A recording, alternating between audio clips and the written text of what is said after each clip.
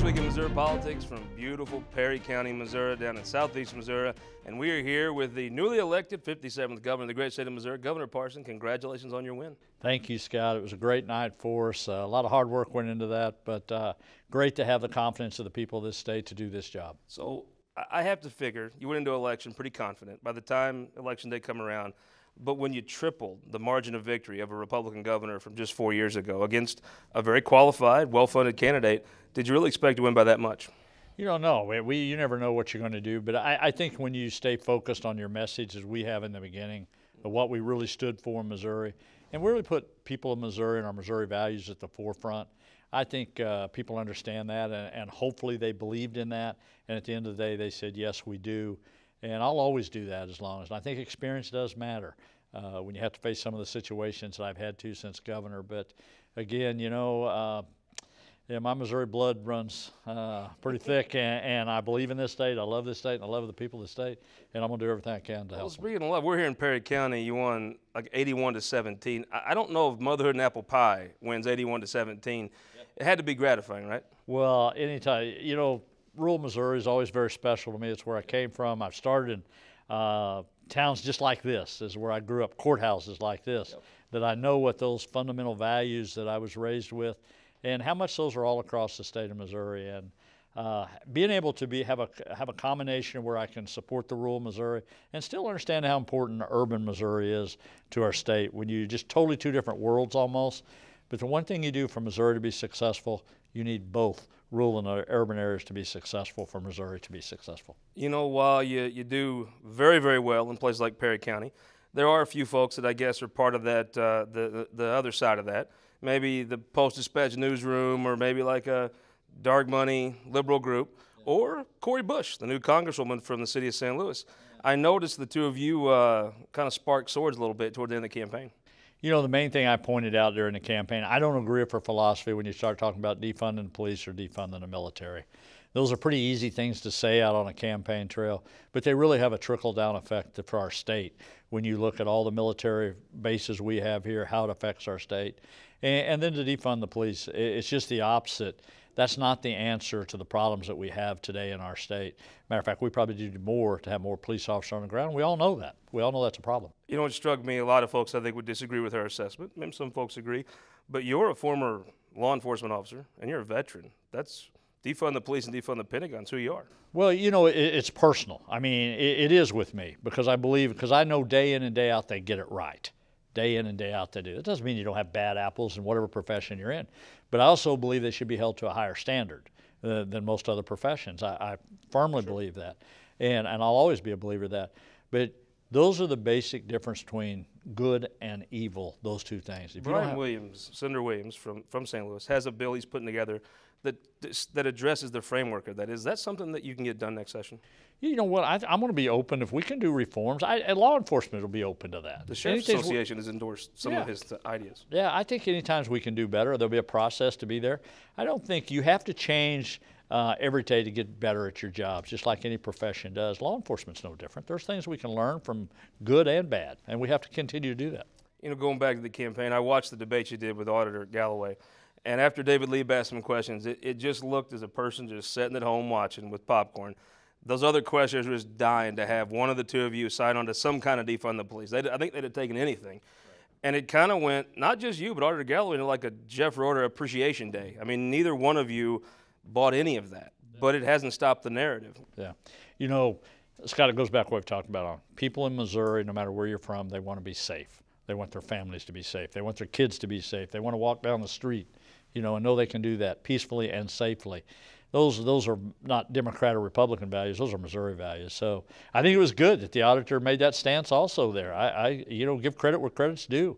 But, you know, you also have to stand up sometimes and make sure that you have the back of our military personnel, our law enforcement, to know that, hey, I really do care about the job you do every day. And most Missourians feel the same way I feel. So I think the Congresswoman-elect said you're running this seat like a chairman of a car wash. That rhetoric seems to ratchet up. Probably doesn't hurt either one of you politically. But if she called you up and asked to meet with you, would you sit down and meet with her? Well, first of all, for anybody that did like I did, used to wash cars to make a little money, you know, that was a job to me, Yeah. so you did it. I wouldn't look down upon anybody, no matter what they've done. And I'm going to go back to those roots. I came from a very humble beginning, whether you're scooping grain or whether you're scooping out of a barn. Those are just hard-working jobs. So to belittle somebody that even works in a car wash, I don't even know why you do that. But anyhow. If she called you up and asked you to sit down and have a cup of coffee, would you do it? I've sat down with every congressman we've had in the state. I'll sit down with anybody. I'll sit down with every mayor. Anything we do that we can agree on to make the state better, I'm open to that. But I'm not going to sit down there and just do it for, you know, publicity stunt or something like that. Let's talk about COVID. You had a press conference this week where you discussed some new guidelines for kids in school. What does that mean to just a regular parent that doesn't have time to read a big study from DESE? Yeah. It means we got way too many people who are quarantining that's not been affected by the virus itself. And we've got to address that issue, because now you're getting hundreds of people that are being under quarantine, but they're doing everything we're telling them to do. Wear a mask, social distancing, you know, keeping clean, and those kids. And we got to figure out a way that we're not quarantining everybody to do that, where these kids can be back in school. And we know that can be done safely, and we know the risk factor for them. So the bottom line is we're trying to eliminate so many people being quarantined in the faculty side of it, the teacher side of it, and the student side, so they can go ahead with that education. Look, we got to figure out a way to keep kids in school and to be able to do it safely, but that's an important issue as we move forward in the state. But we also got to realize that, hey, this thing is moving at a faster pace than we want it to. So the number of infections is up. You've said the hospitalization is up. Have you ever wavered about your local control? You've said local folks can make these choices. You're not going to force a state mandate down them. Have you ever wavered about that? Yeah, never have and never will. You know, I firmly believe that there's a reason you have local elections, whether it's the cities, whether it's the counties, whether it's on the state level, whether it's the school boards. Those elections matter. And it's not always about doing those jobs when things are easy. You know, it's about when you have things like this, people need to step up in leadership roles. And I think for the most part, even if you look at the superintendents across the state, the vast majority of them realize the situation and have stood up to the challenges and are keeping kids in school. We've got, I think, somewhere between 83 and 9% of our kids are in classrooms in the state of Missouri. It's because what administrators are doing.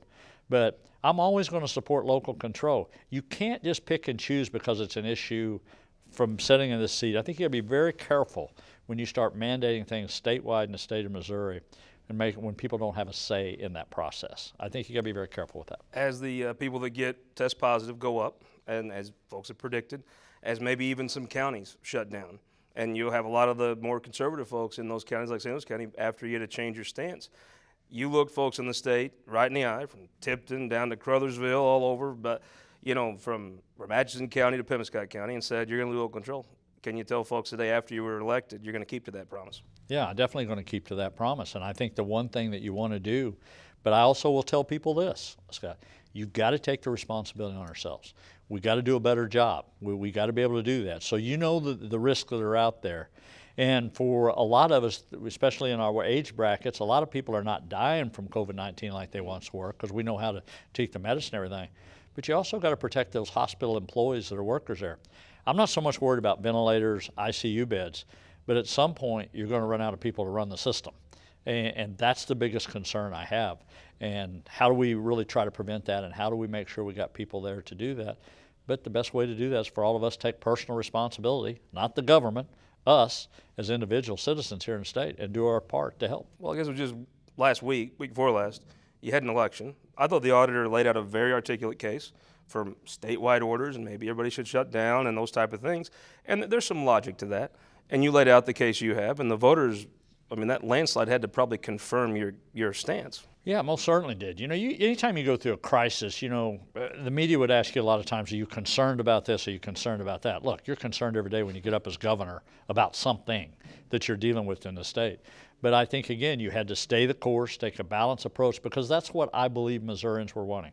And I got out and I traveled the state of Missouri and tried to get in touch with people, the health care, the education, the churches, and say, okay, what is it you guys really want here in the state of Missouri, and what role do I play? And I think the election verified exactly what I believe to be the track where Missourians want to be. And I'm always going to support that, what we do here in the state. Real quick before we go, how's the state budget?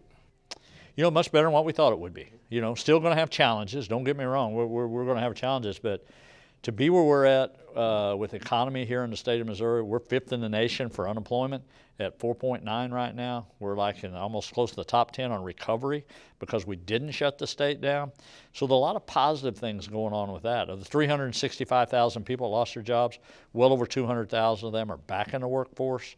And we know the demands for jobs are out there, so people are starting to look to hire people again. So a lot of positive things going on. Revenue was up 6.8 in September, previous September, so that's always good. Those are good messages. We just got to, again, we got to do all our parts. We got to balance, deal with this virus, and got to deal with the economy.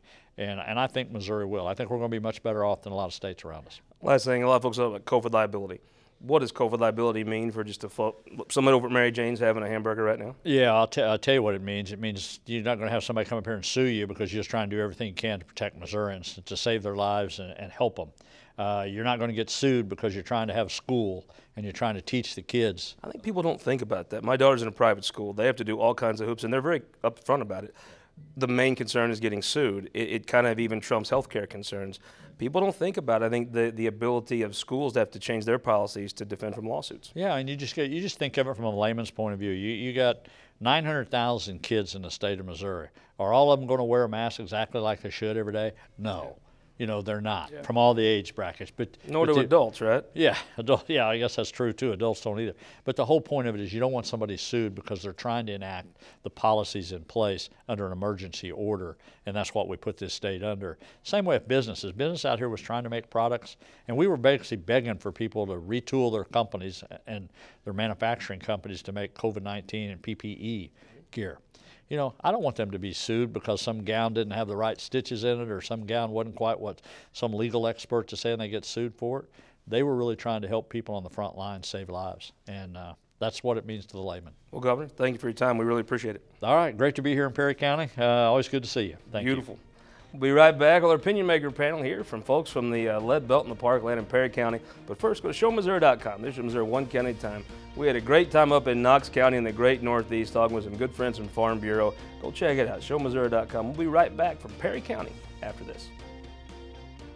For more than a century, the St. Louis Carpenters Union has shaped our communities. Through trusted alliances, we deliver skilled professional craftspeople while our business partners provide the kind of quality jobs that keep our economy humming. It's a blueprint that has worked since 1882.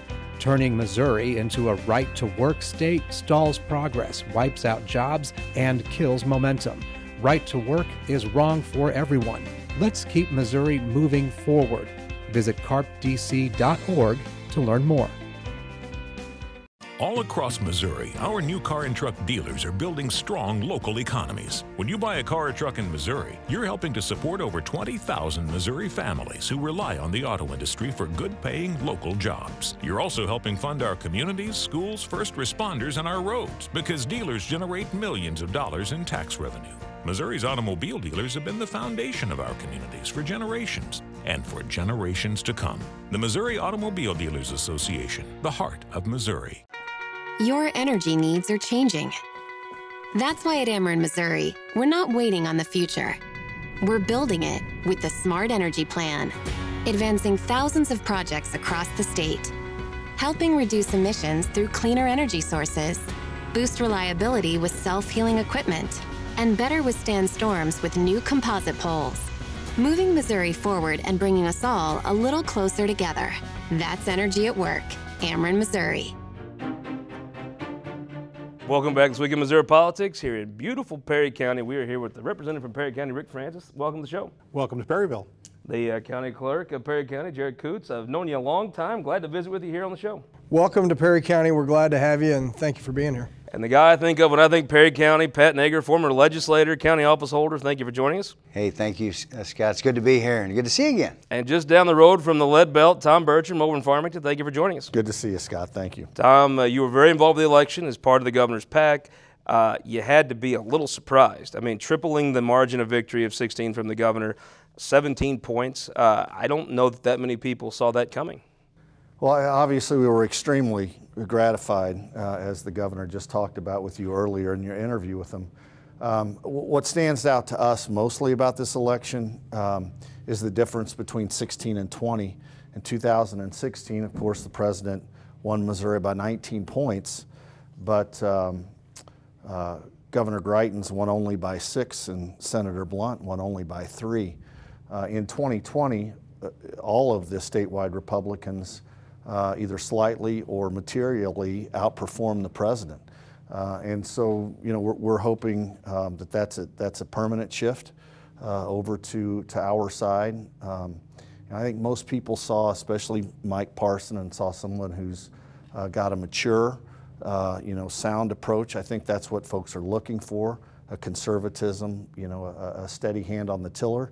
And I think he represented that to folks across the state, but especially in outstate Missouri, and it paid big dividends. Jared, when you were working in Republican politics, we thought like Jim Talent would edge it out, and Matt Blunt won by like 4 or 5. We thought that was a landslide. My God, how times have changed. They absolutely have. I mean, we're no longer purple. I mean, I kind of, you know, yeah, I know I worked for the Republican Party, but I kind of reveled that it was, I liked the fight, you know. I had to leave southeast Missouri where Joanne Emerson was getting 80–90% and go up to northwest Missouri to work for Congressman Graves, looking for a battle, looking how to learn how do you fight politics. And yeah, that's how it was with Jim Talent, but we're not even purple anymore. I think we've become a red state. Rick Francis, it's almost a challenge. I've watched you in the legislature. When you don't fear the opposition party anymore and you don't fear that they could win elections, it almost is a blessing of riches that you got to be a little careful about what you want.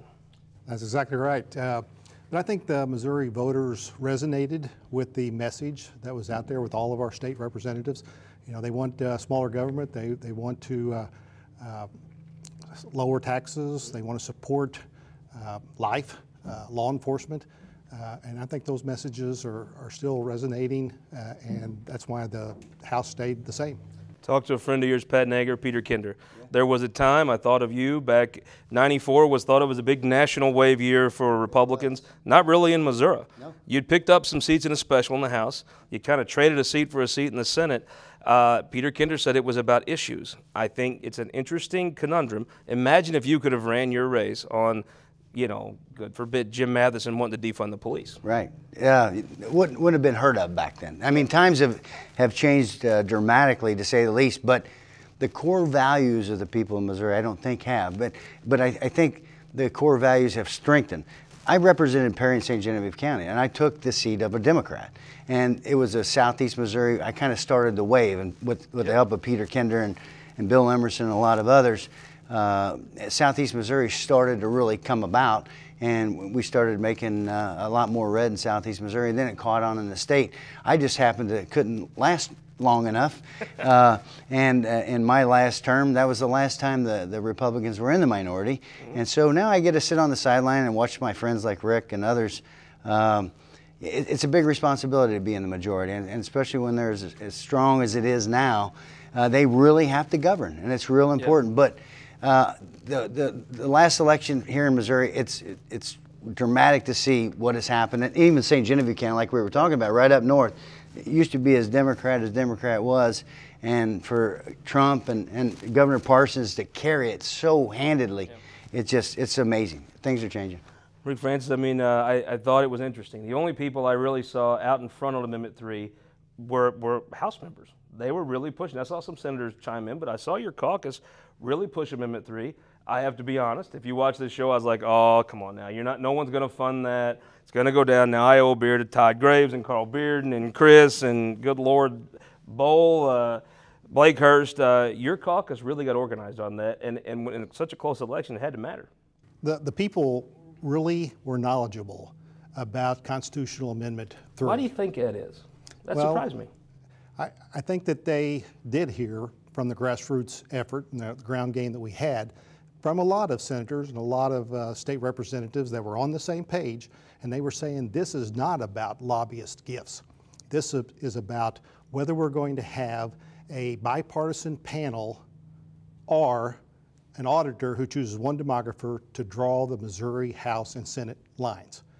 And so I thought it was very clear what the Missouri voters were voting on. And it is important that it was not won by big money and out-of-state money. So Jared, you actually count the votes in your job now here in Perry County. I guess it was possible that you could draw Perry County maybe up into South County somehow. But really, I think the difference is going to be in the total approach. For the state Senate, state House districts might not have changed, but those Senate districts would have. How did people know in Perry County what that was enough to carry either way? You know, I took quite a few questions on it, people asking me, what does this mean? And that's, from my perspective in my office, I read the fair ballot language and go, because I found it impossible to talk about that particular amendment without being political. Sure. And because it was founded out of politics. How did people know? I think I have to echo what Rick said. I mean, they asked questions. So if they were asking me, they were certainly asking somebody else, because, well, the county clerk's not telling us how to, what it means, because I can't. That's my job now, and I just count the votes rather than that. But no, I think the people were intrigued, and they were going out and investigating themselves what was going on with that amendment. Tom, I thought the lawyering mattered on this. I mean, you saw the ballot language. Judge Joyce, I think it's coming to the end of her career. I think she may have overplayed her hand. The ballot language she wrote was a little much. And what ended up happening, I thought was pretty good ballot language for Amendment 3. Yeah, overplayed her hand is a very good phrase for it. And then the appellate court, of course, swung it back, and the pendulum probably swung back even further than we'd hoped, which is fantastic. Following up with what Rick said, one other thing that became clear in this election, both with Amendment 3 and with Ann Wagner's race, and certainly with the money that Nicole Galloway got, was that the national money that's coming in from the coast to support Democratic candidates in Missouri, was coming to naught. All of that money, I mean, you're talking about just those three folks I talked about, you're talking about tens of millions of dollars bought the Democrats nothing. I mean, I think for the Democrats to win in Missouri, they're going to have to come up with some Joe Manchin-like candidates, and Joe Manchin is taken. I mean, well, the truth is, I mean, if you really look at it, what was before, those appellate judges probably will end up drawing this again, but the criteria they had was probably better for Democrats than when they started the whole Clean Missouri movement. Right. That's exactly right. And we'll go through the commission process, and sometimes the commissions don't end up agreeing. I will bet you beer on that one. that doesn't work. I won't maybe I can win a couple Bud Lights back. I won't take your bet. But Missouri's becoming the place where Hollywood money comes to die, and I'm perfectly satisfied with that. So it's the Democrats are going to have to make some changes, and they're in a tough position. They either have to come up with the conservative Democrat candidates, which there aren't very many of anymore. If you were a conservative Democrat 10 years ago, you're probably a Republican today.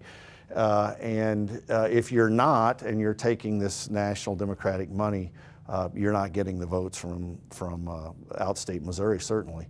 Pat Naeger, how important was that election map redistricting to the majorities that they see now? It was, I think it was pretty big. Yeah. But the first map was bad, so it got thrown out. So there's still a safety net there in place, and I'm glad we got Amendment 3 passed, because and Rick is right. It was a social media deal. That was the number one, as the old political hack around here. So people text me all the time or email me, "Oh, Pat, I don't understand this."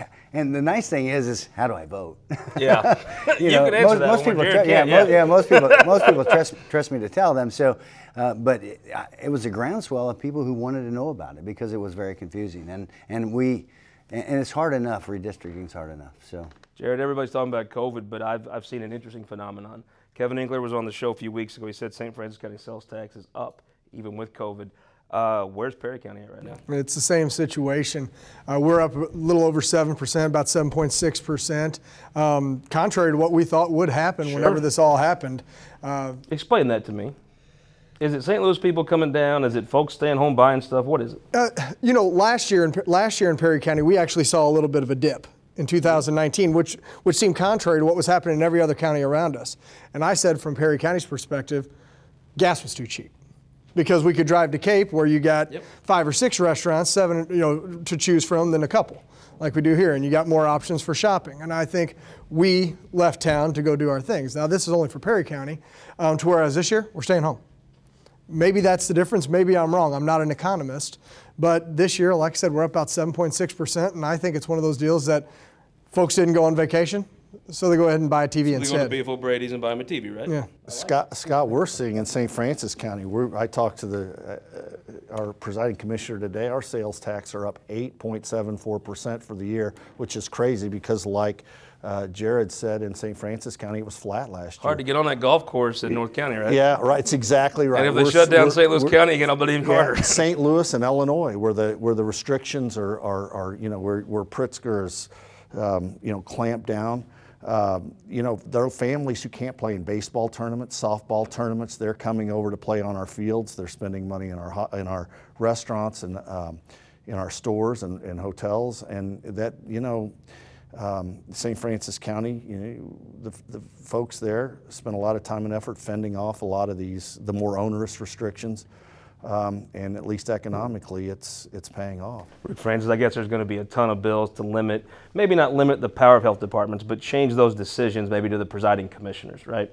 Yeah, I know of other state representatives that are currently doing legislative research into exactly what changes might be made to that law, so that in the future we look at it and really determine whether we want elected, accountable officials who are in charge of making the recommendations for whether a restaurant closes or stays open.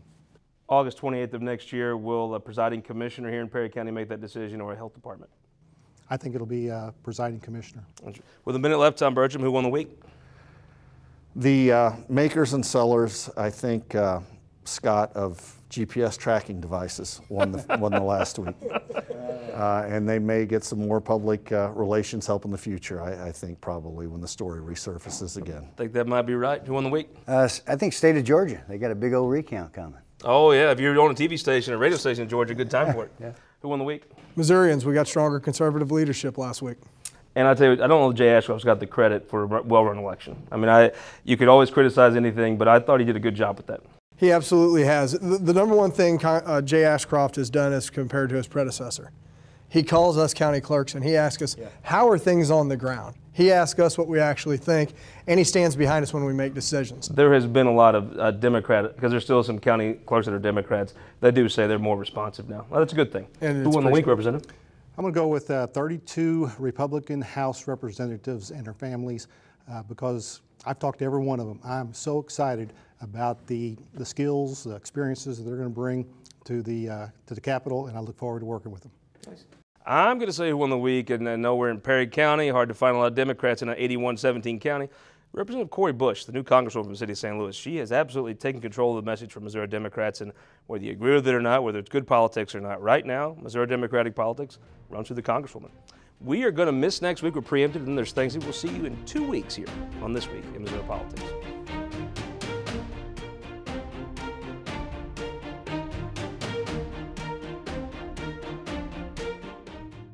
This Week in Missouri Politics, sponsored by the Missouri Association of Career Fire Protection Districts, Spire, and Sterling Bank.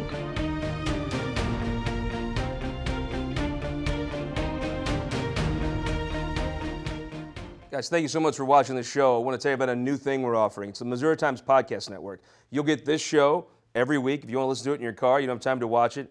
You'll get our Show in Missouri podcast, History of Missouri, one county at a time. You'll also get our midweek update. Once a week, I throw up the Facebook Live. We talk politics, usually eat a lunch and discuss politics. You'll get to hear all those things come right to your phone. Subscribe to us on iTunes or Android. Missouri Times Podcast Network. Please join us and subscribe.